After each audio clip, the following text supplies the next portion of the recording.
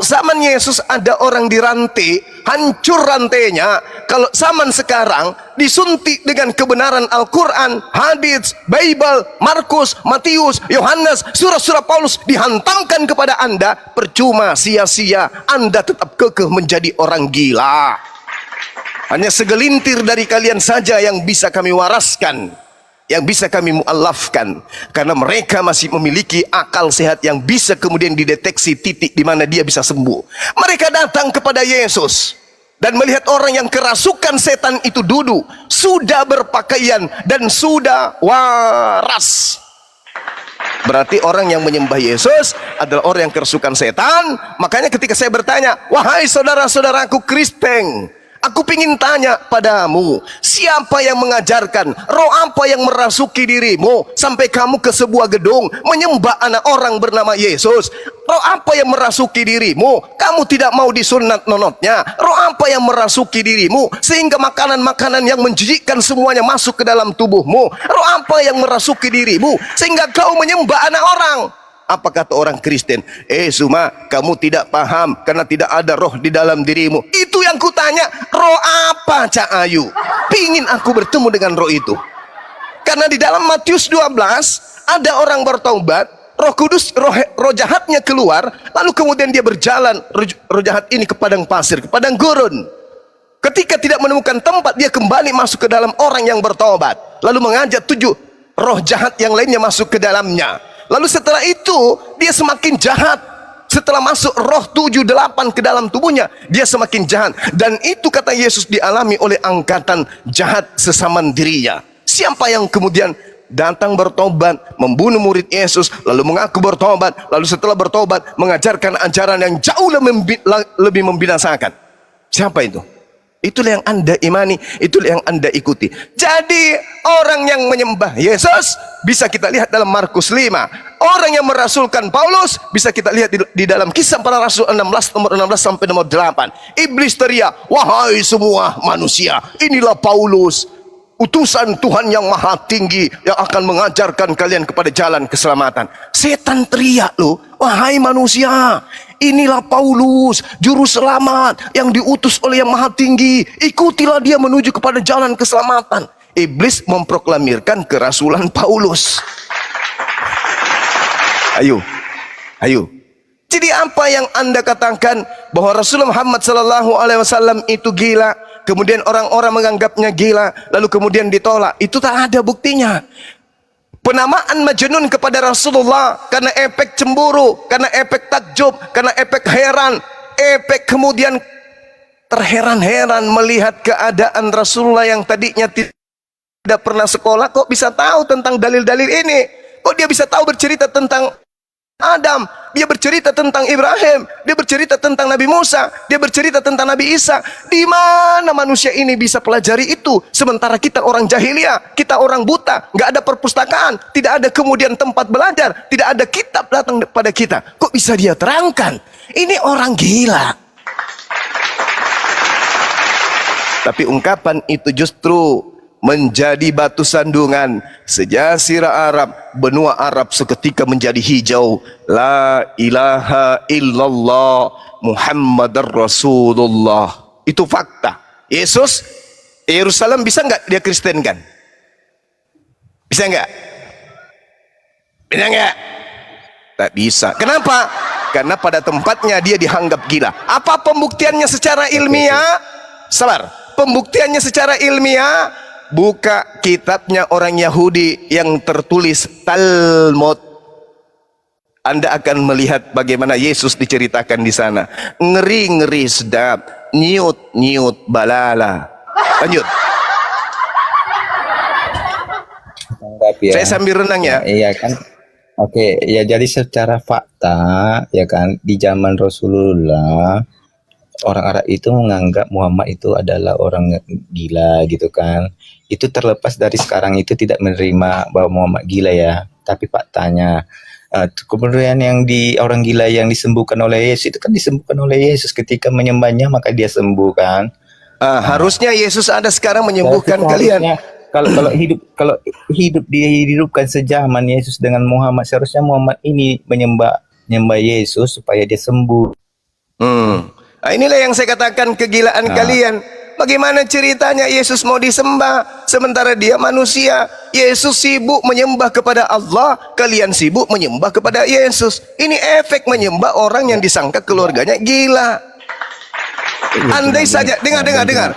Andai saja, dengarkan. Andai saja Yesus hidup hari ini, semua orang Kristen akan diobati, diusir roh jahatnya di dalam dirinya supaya mereka tidak nyembah Yesus, biar mereka waras. Itu fakta. Itu fakta. Orang gila di dalam Markus 5 menyembah Yesus. Jadi orang gila yang kerasukan setan, tanda-tandanya menyembah Yesus. Faktanya orang yang menyembah Yesus diusir oleh Yesus dan dikatakan sebagai pembuat kejahatan. Matius 7 nomor 22-23. Ayo, tertawa dong. Tertawa dong. Tadi seperti saya bilang, Nanti cuma orang ini itu, kan, dengar, nanti orang itu disebut gila kalau dia menyembah Yesus. Itu baru gila. Markus 5, ketika orang tidak menyembah Yesus, ketika orang itu sudah waras, tidak lagi menyembah Yesus. Itu fakta.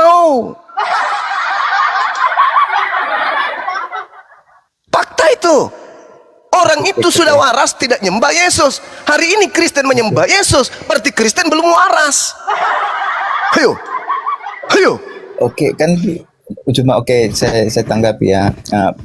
Pada faktanya ketika menyembah Yesus maka dia sembuh kan, jadi waras kan. Jadi kalau dihidupkan Justru sebelum dia dengar, jangan kau balik, jangan kau pamerkan kegilaanmu. Justru sebelum dia waras, dia menyembah Yesus. Setelah dia waras tidak menyembah Yesus. Ketawa dong. Kan di situ tadi kamu bilang orang-orang Jangan saya. Ikuti Bibelmu, ikuti surat kabar ini, ikuti surat Paul Markus ini. Ada orang gila dirantai putus, diikat putus, selalu memukul kepalanya dengan batu, menyembah Yesus. Ya, terus menyembah. Terus setelah menyembah Yesus sembuh kan? Setelah dia waras, dia tidak lagi menyembah Yesus. Karena kenapa dia waras? Dia diusir iblisnya oleh Yesus. Aku nanya cuma, Bu, setelah dia nyembah Yesus dia jadi waras kan? Oh, bukan begitu. Setelah roh jahatnya diusir keluar, baru dia tidak menyembah Yesus. Jangan dibalik, Cak Gonggong. Ini jelas sekali. Di situ dikatakan setelah dia bertemu Yesus, Yesus kemudian mengusir roh jahat itu. Dengar. Anda baca di data nomor 8-nya. Karena sebelumnya Yesus mengatakan kepadanya, "Hai engkau roh jahat, keluar dari orang ini." Itu nomor 8. Sembuh dia kan? Sembuh dia. Apakah dia masih bisa menyembah Yesus? Ayo. Miau. Masih menyembah Yesus ketika dia sudah sembuh. Mana dalilnya? Ayo. Justru sebelum Yesus mengusir setan yang ada dalam dirinya, dia berlari mendapatkan Yesus, lalu sujud menyembahnya. Ayo. Yesus kemudian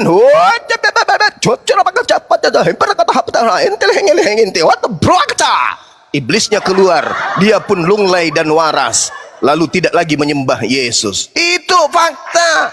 Jadi orang yang kerasukan setan yang menyembah Yesus, ketika roh jahatnya diusir keluar, dia tidak lagi menyembah Yesus. Andai saja hari ini Yesus datang, maka Yesus akan kelelahan mengusir setan yang ada pada diri kalian.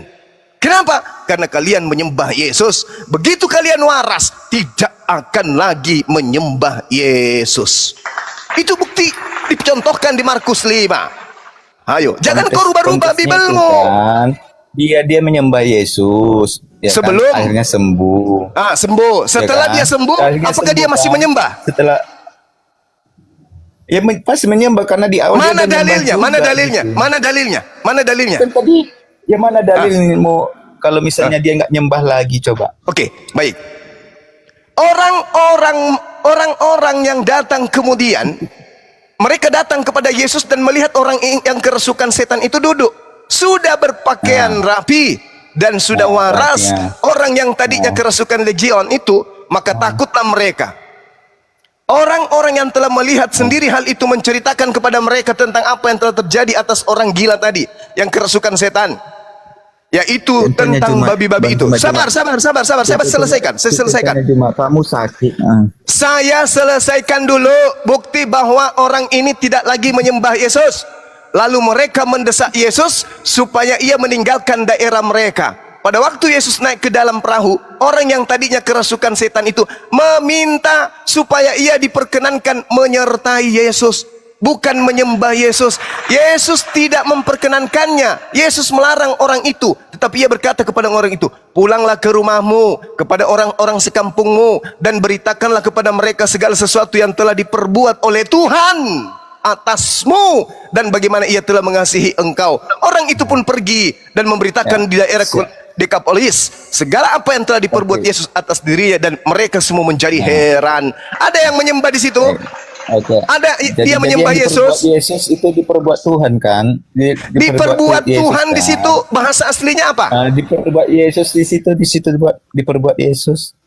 Iya betul. Karena Yesus mengatakan, aku Yesus tidak Tuhan, dapat kan, dengar. Oh, salah.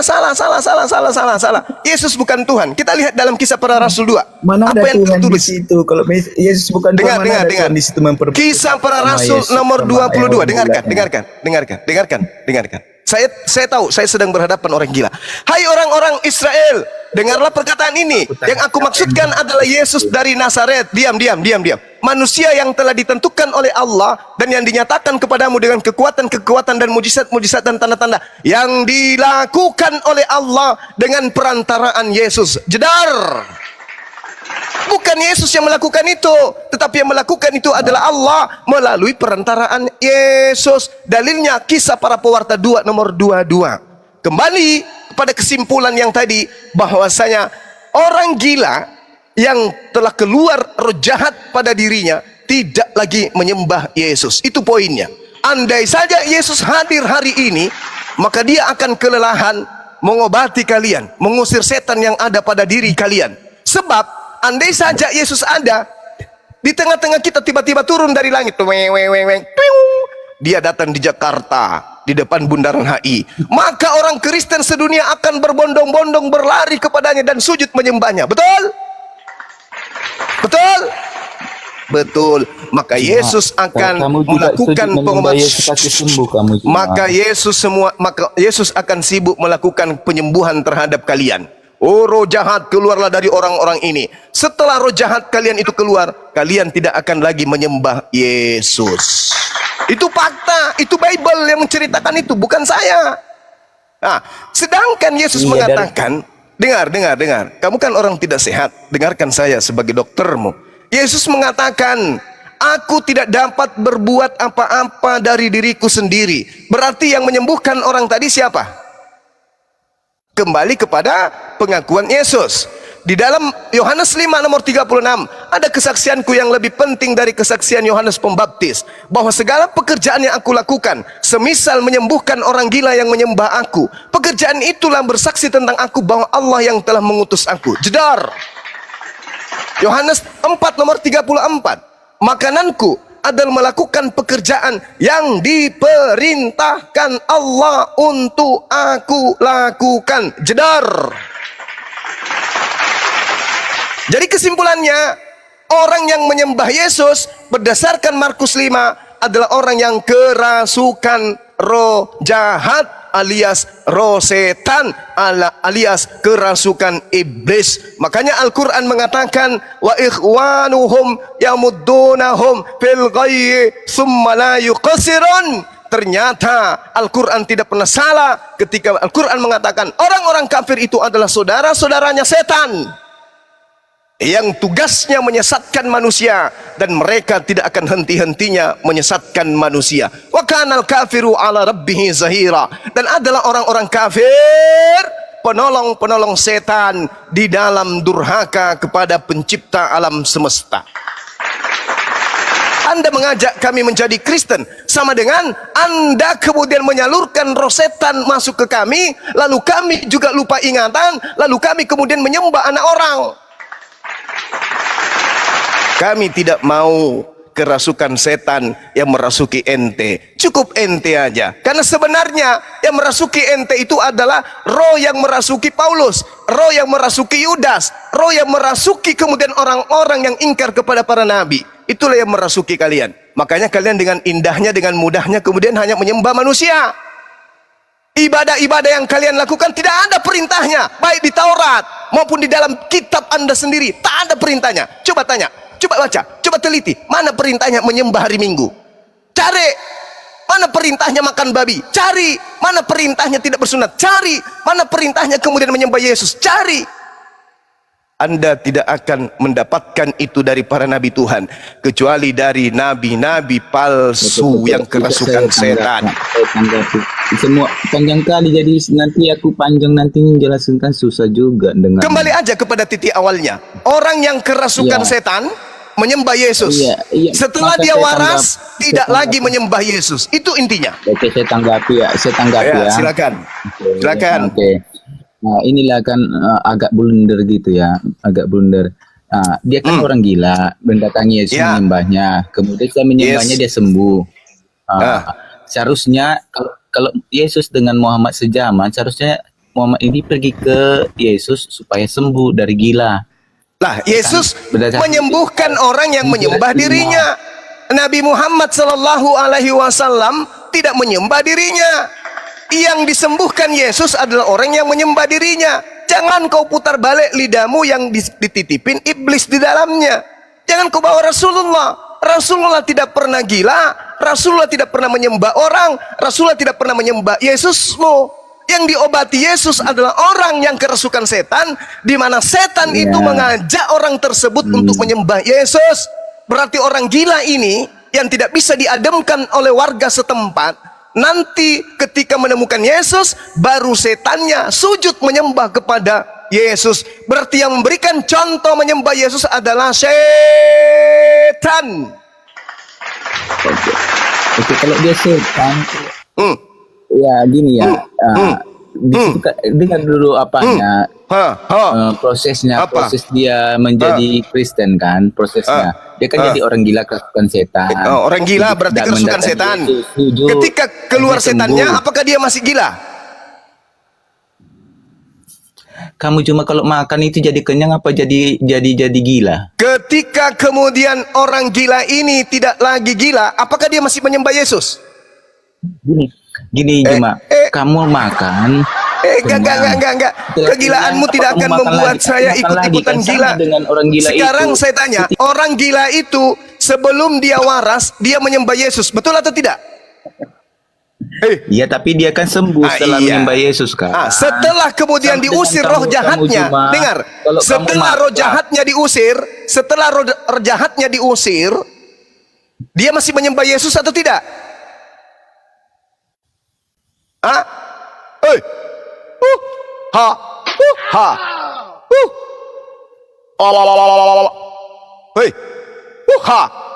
Pasien, orang gila.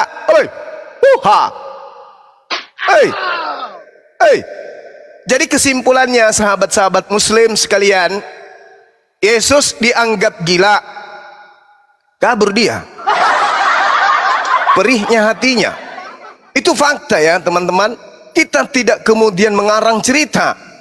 Ya, Al-Quran mengatakan mereka adalah orang-orang yang tidak menggunakan akal. Orang yang tidak menggunakan akal namanya gila. Banyak pendeta yang mengatakan bahwa akal itu adalah hal yang tidak bisa digunakan untuk memahami Tuhan. Makanya tidak boleh diselami Tuhan itu pakai akal katanya. Berarti mereka bertuhan berdasarkan kegilaan. Fakta. Di dalam kitabnya mereka, Markus 5, 1 perikop, nomor 1 sampai nomor 20. Di situ diceritakan ada orang gila siang malam di kuburan tinggal kesana kemari teriak-teriak. Kenapa dia teriak-teriak? Bukan karena dirinya, tapi karena setan yang ada dalam dirinya. Begitu kemudian melihat Yesus, si setan berlari menyembah Yesus. Setan berlari menyembah Yesus. Kenapa setan ini berlari menyembah Yesus? Karena setan ingin memberikan contoh menyembah Yesus. Setan mau agar manusia menyembah Yesus, maka dia berlari kemudian menyembah Yesus. Kalau orang gila menyembah Yesus itu mustahil. Orang gila ini menyembah Yesus karena pengaruh setan yang ada dalam dirinya. Itu betul.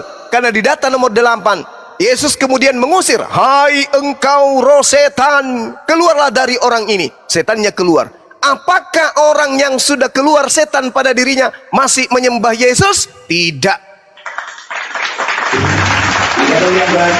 Tidak lagi menyembah Yesus. Berarti orang ini sudah waras. Berarti kalau Yesus hadir hari ini, maka dia akan disibukkan mengusir setan kepada yang ada pada orang-orang yang menyembah dirinya. Setelah orang-orang ini sadar, mereka tidak lagi menyembah Yesus. Itu berdasarkan Markus 5, itu berdasarkan Matius 7. Orang yang menyembah Yesus bahkan sampai kepada keadaan mengusir setan, bermujizat, menubuat pakai nama Yesus, semuanya akan diusir. Bukan cuma setannya, tapi orangnya pun diusir. Diusirnya bukan ke Pasar Senen, bukan ke Mangga 3, bukan juga ke Surabaya, bukan juga ke Makassar diusirnya, tapi diusir masuk ke dalam api neraka yang menyala-nyala. Matius 13 nomor 50. Jadi kesimpulannya, berdasarkan Markus 5, orang yang menyembah Yesus yang ada di situ adalah orang yang kerasukan setan. Orang yang sudah disembuhkan Yesus yang ada di Markus 5 tidak lagi menyembah Yesus. Berarti hari ini di tengah-tengah kita banyak orang menyembah Yesus, itu adalah orang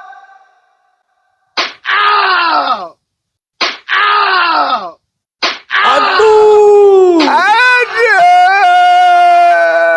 sakit.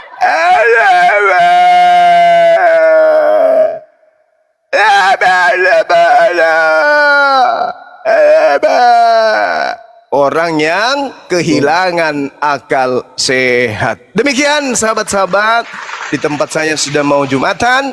Mohon maaf saya menguasai komal, karena tadi saya dikatakan gila, Nabi saya dikatakan gila, maka terpaksa saya harus menerangkan dengan sangat akurat berdasarkan Al-Quran dan berdasarkan Bible, bahwa tanda-tanda orang yang kerasukan setan alias gila bisa kita lihat di Markus 5 nomor 1 sampai nomor 20. Hanya karena Islam itu rahmatan lil alamin, sehingga ketika berpapasan dengan teman-temannya yang Kristen, orang Islam tidak mengatakan, "Iya orang gila lewat, iya orang gila mau ke tempatnya menyembah Yesus." Umat Islam itu rahmatan lil alamin. Hal ini diungkapkan hanya di ranah dialog, ranah diskusi, dan ranah fitnah tuduhan keji terhadap baginda Rasulullah Muhammad sallallahu alaihi wasallam.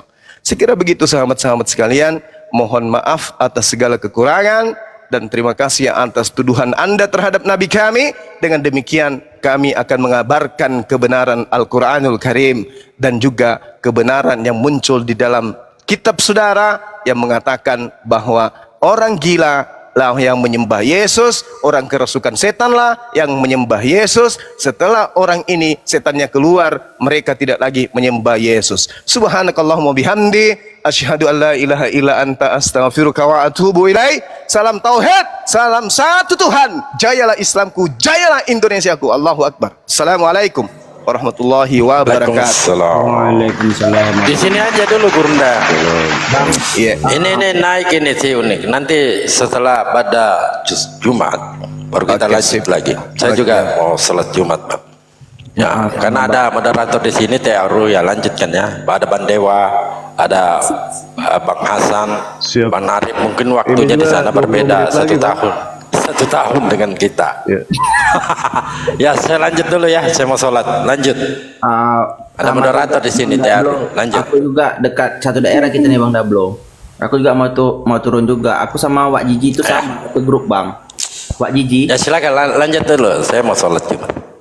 Aku pun turun juga Bang ya. Untuk siapa yang Kristen kalau mau naik silakan naik. Untuk kan-kanku yang Muslim ya kan, abang-abang di sini izin turun Bang.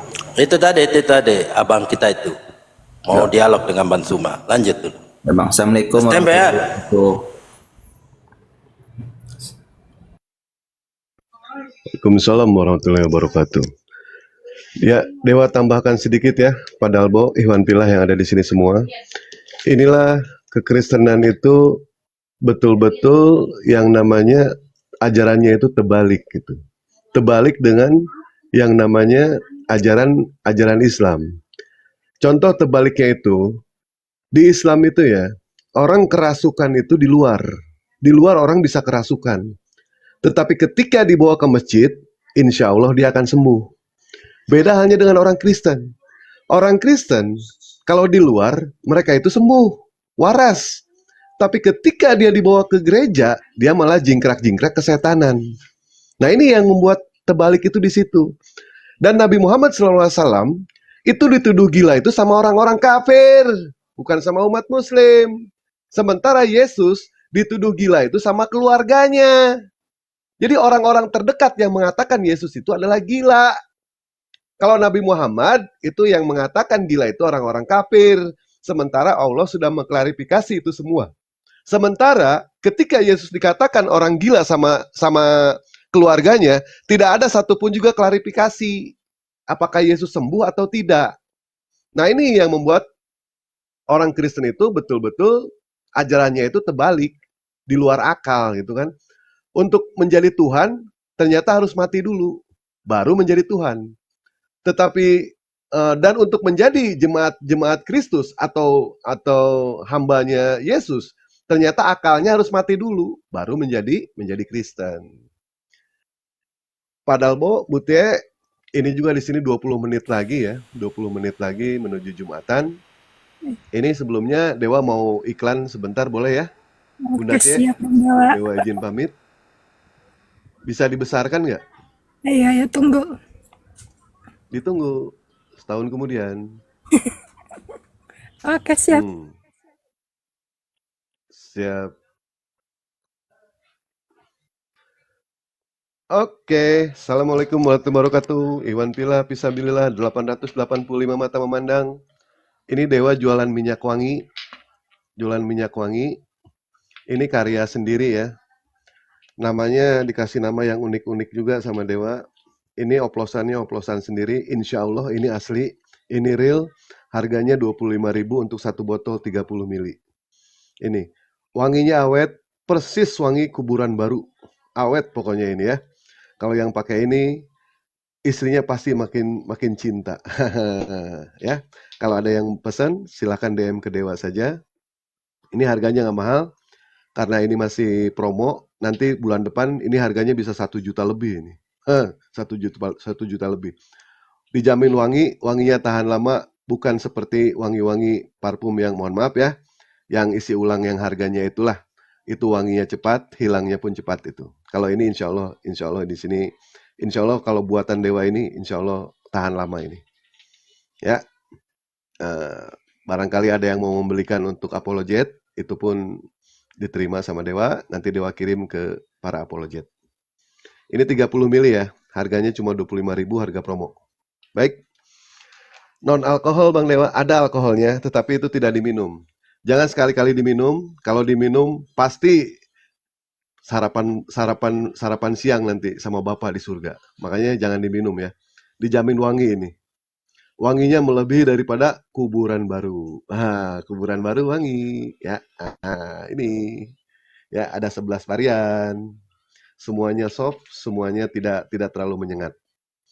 Baik, itu aja. Yang mau pesan silakan DM ke Dewa ya. Silakan dilanjut. Dan kepada Ikhwan Pilah, apa sih namanya, salam 2 rakaat ya. Jangan kepada bapak-bapak, jangan ingatnya cuma hari Jumat, jangan ingatnya cuma malam Jumat, sholat Jumat juga harus ingat.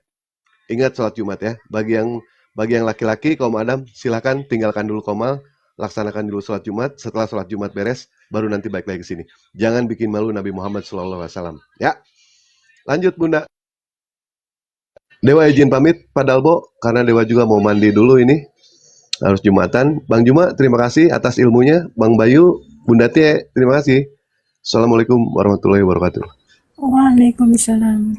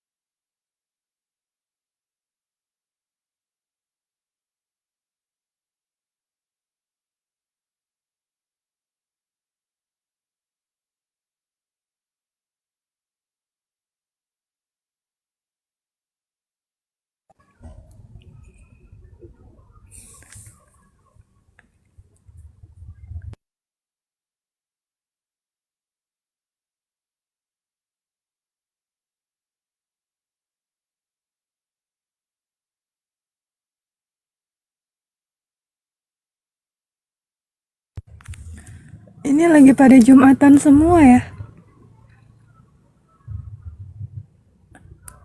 Bang Bayu monitor nggak?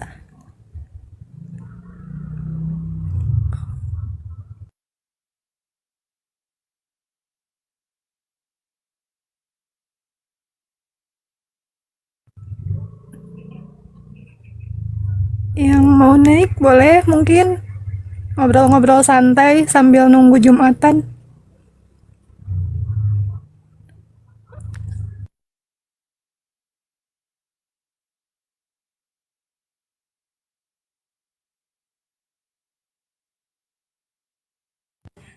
Aduh, saya fakir ilmu.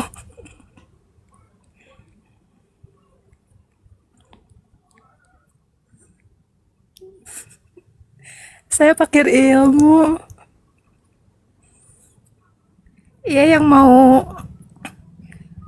next. Nggak apa-apa, ngobrol santai aja. Yuk kirim permintaannya sambil nunggu Jumatan juga.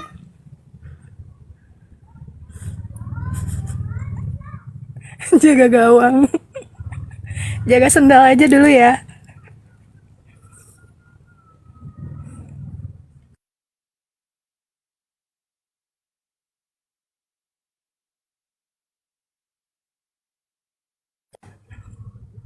Waduh, kok curhat.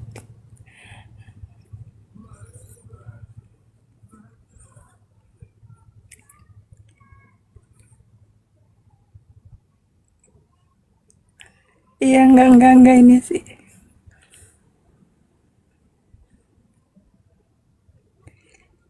Ayo yang mau ngobrol-ngobrol santai. Iya, Bang Jumonya Jumatan ya, masuk ini waktu Jumat di sini.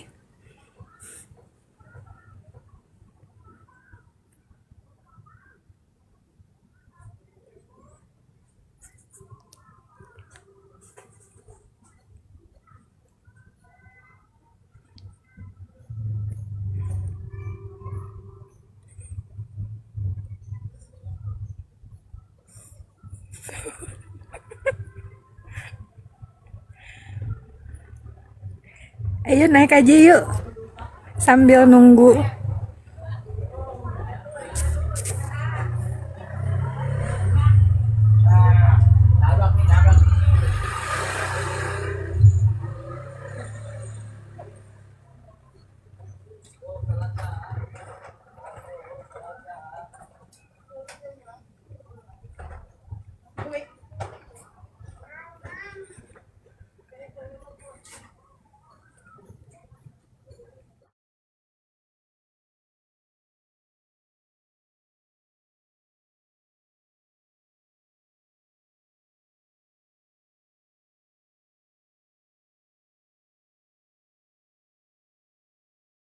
Maha Penciptanya. Gini bang, ya, sebentar. Misalnya saya pencipta nih, saya pencipta. Abang Maha Pencipta ya, bukan pencipta ya, Abang Maha Pencipta ya. Ya, contoh. Nah, abang bikin kue. Abang menciptakan kue lah. Nah, terus tiba-tiba Detik abang jadi kue, abang bukan manusia lagi. Abang nggak bisa menciptakan kue lain lagi. Hilang kemanusiaan abang. Abang bukan Maha Pencipta lagi. Abang nggak punya kekuatan lagi. Karena abang udah jadi ciptaan abang. Gini. Apa itu? Kita pakai analogi kue tadi. Ketika saya buat kue, terus tiba-tiba saya berubah jadi kue. Ya, abang Maha Pencipta lah. Abang maha segalanya lah. Abang maha powerful lah.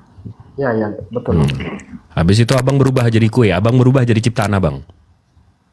Saya berubah jadi kue. Berarti saya Abang jadi kue udah.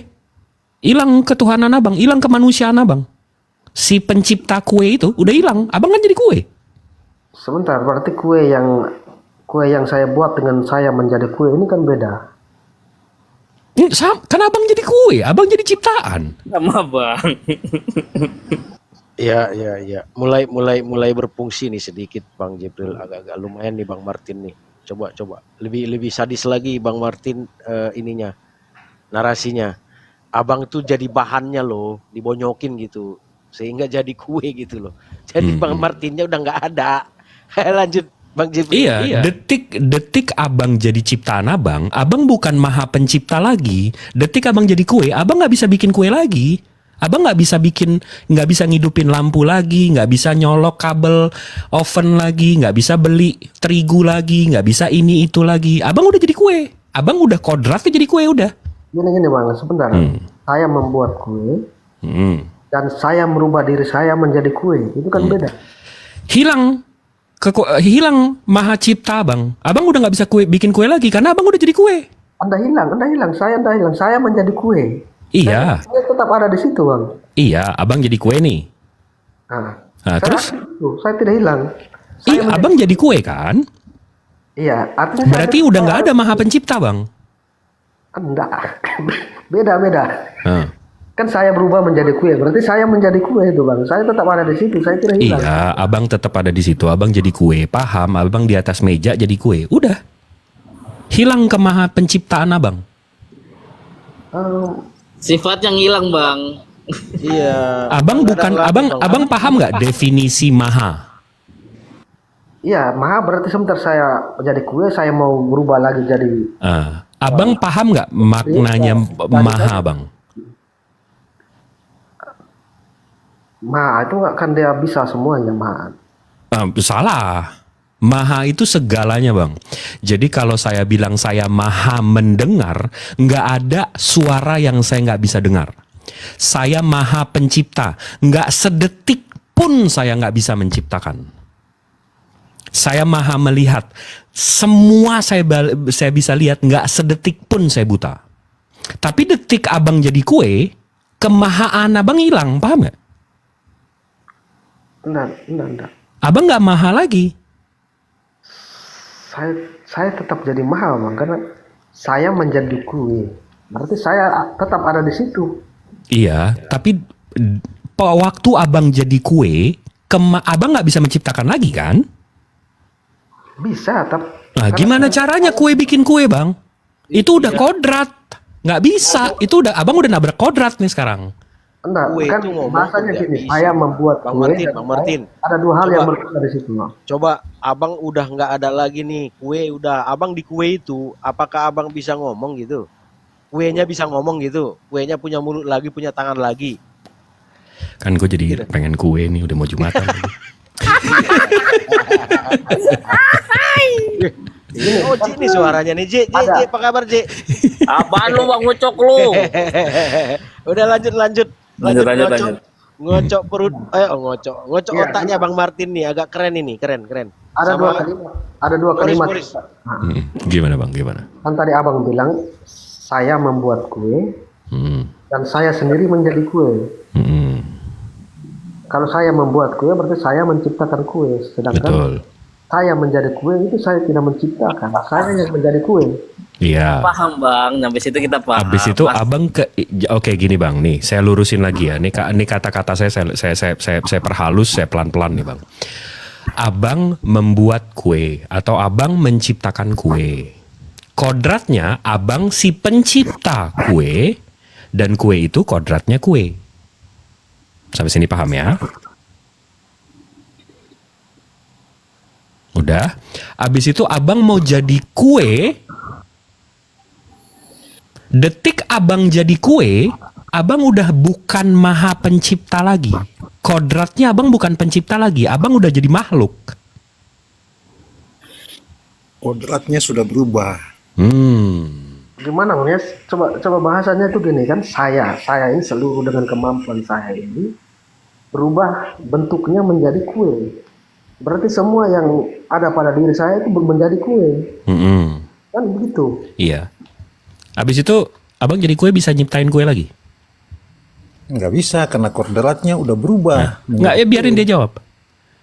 Begini, kalau kodrat Bang Martin udah jadi kue nih. Abang bisa bikin kue lain nggak?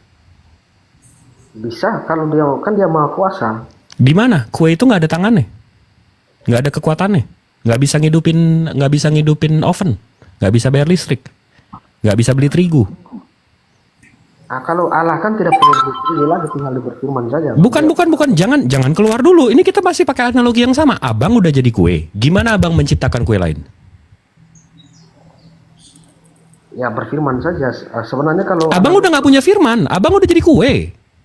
Masa kue bisa berfirman? Masa kue bisa berfirman? persoalannya yang tadi saya sebelum saya jadi kue itu kan saya bisa jadi kue. Ini abang udah ngakal-ngakalin kodrat ini. Maksud dia mungkin gini, Bang. itu bukan Bang Jibril. ciptaan.